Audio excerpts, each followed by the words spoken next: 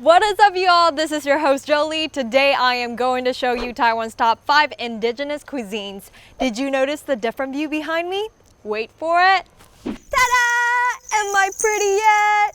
I am wearing Taiwan indigenous people's traditional outfit. I love how it tinkles. Ooh, I'm like a tinkle, tinkle, little star.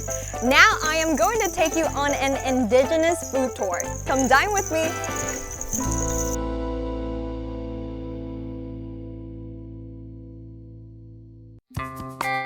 We're now at Atayal village, hence the outfit, and it's lunchtime. Let's go visit the chef and see what they got for us. Number 3, Kuhua Fish dishes.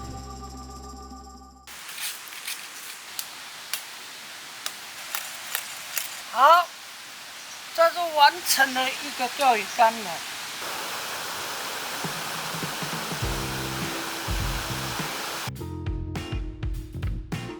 Could you tell us more about these dishes? 这个是苦蛙，这个苦蛙呢，过年或是圣诞节，我们才会用得到。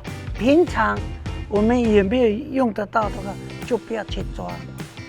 这个也是保育的。我们要拿多的鱼的话，我们就是用这个。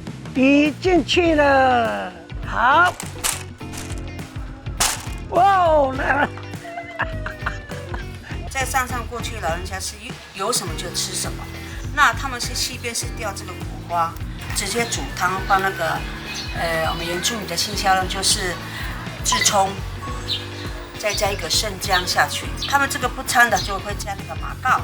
那现在的香料呢，我是要用就是沾一点盐巴跟那个炙葱切细细，放在器皿里面，然后搅在一起。搅在一起了之后呢，我今天要的是用炸的。